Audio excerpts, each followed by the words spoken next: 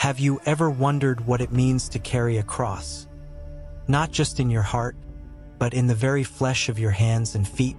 Imagine a place where faith is not only spoken but lived, where devotion pierces the soul and spills onto the streets in vivid, unforgettable acts of sacrifice. Today, I invite you to journey with me to the heart of the Philippines, to the sun-scorched plains of Pampanga, where Holy Week unfolds as a testament to the enduring power of love and redemption. Here, one man's story, a carpenter named Philippinesl, will challenge us to reflect on the crosses we bear and the faith that sustains us.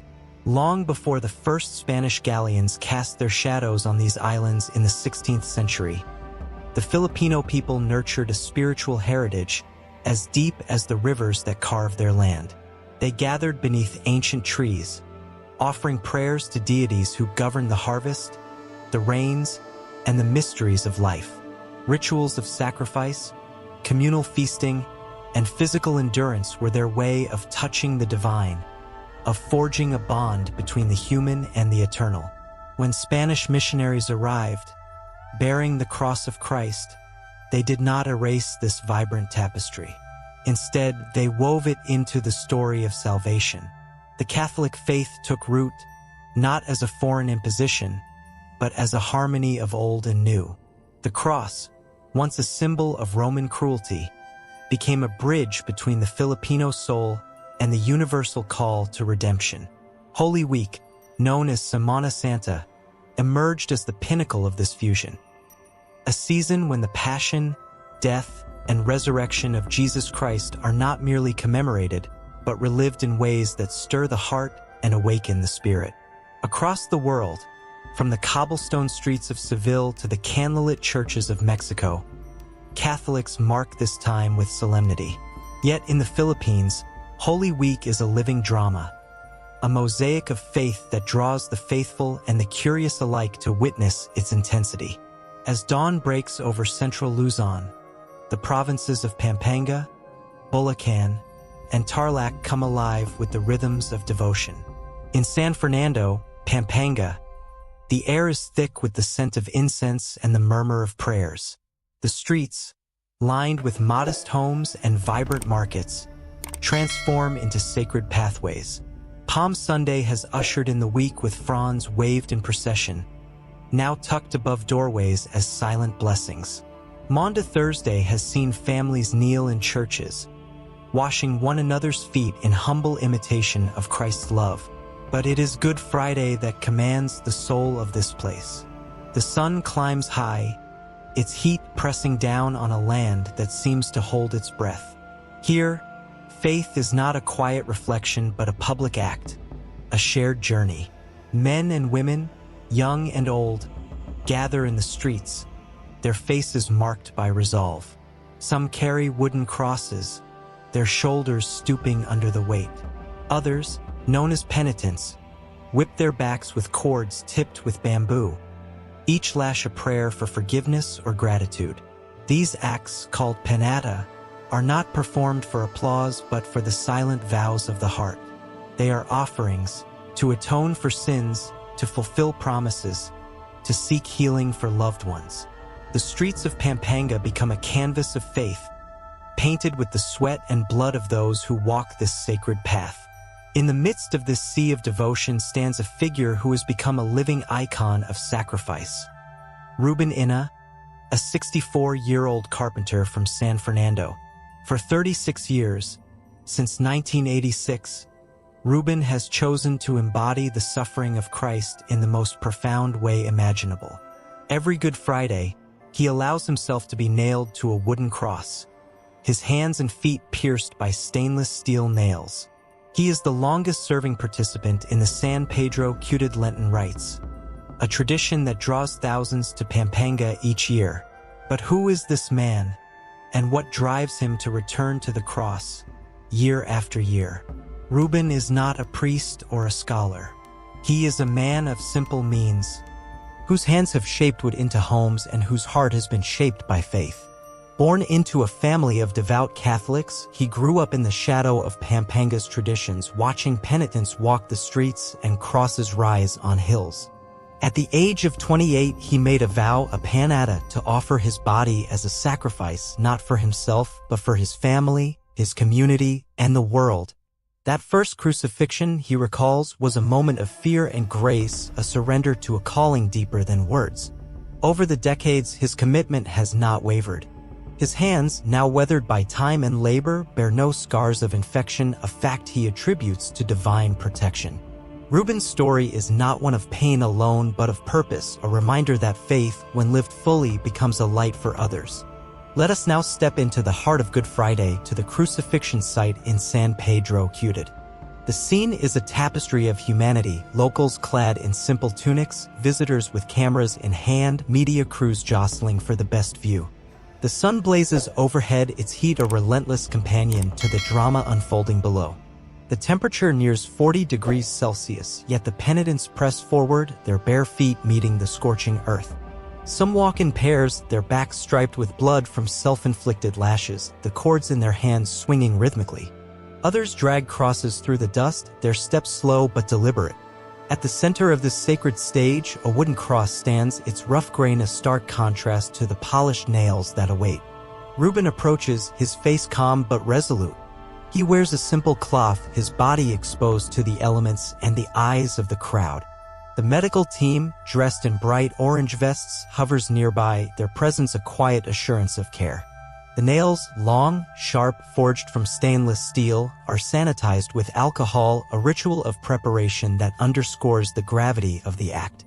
The crowd falls silent as Reuben extends his arms.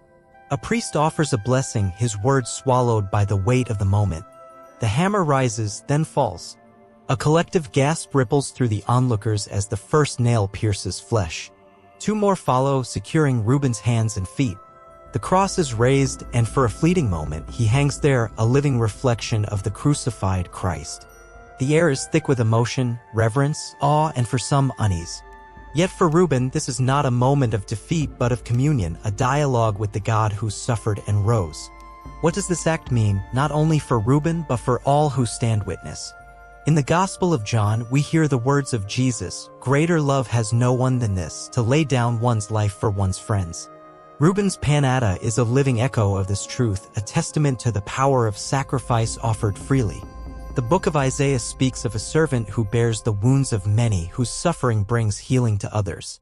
In Pampanga, this prophecy finds a vivid expression, not in the pages of scripture but in the flesh of those who carry the cross. Pain, in this context, is not an end but a pathway. It is a bridge to redemption, a means of drawing closer to the heart of God. For Reuben, each nail is a prayer, each moment on the cross a surrender to divine love.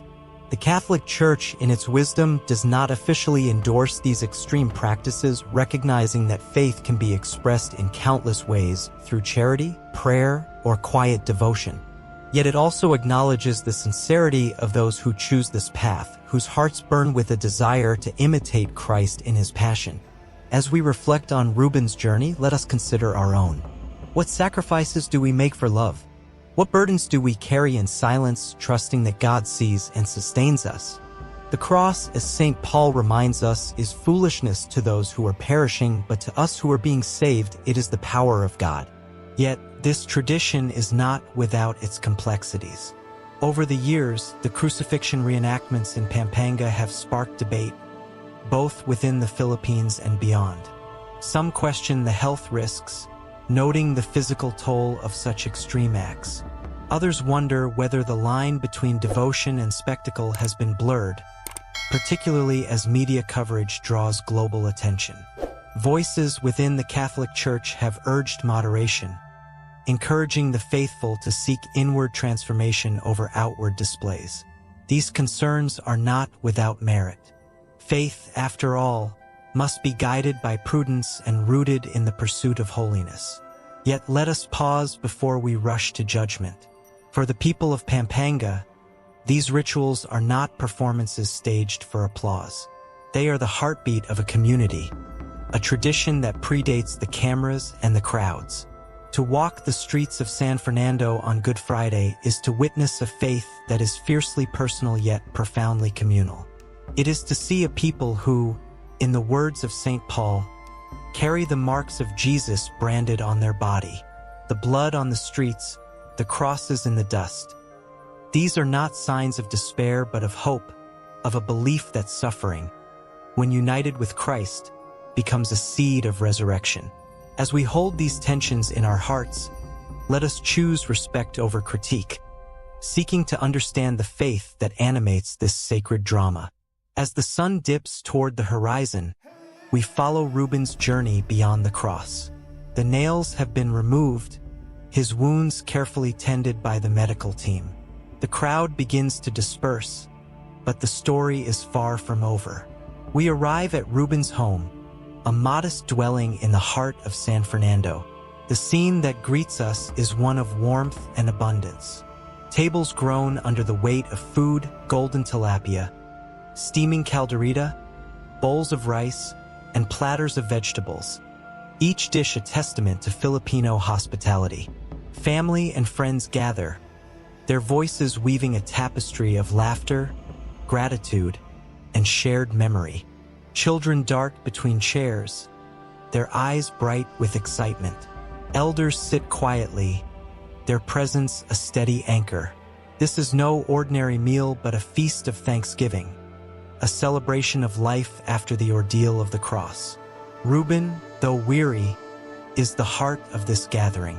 His wife, his children, his neighbors, they surround him, their love a balm for his wounds. In this moment, we glimpse the deeper meaning of Holy Week. Not only sacrifice but renewal, not only suffering but joy.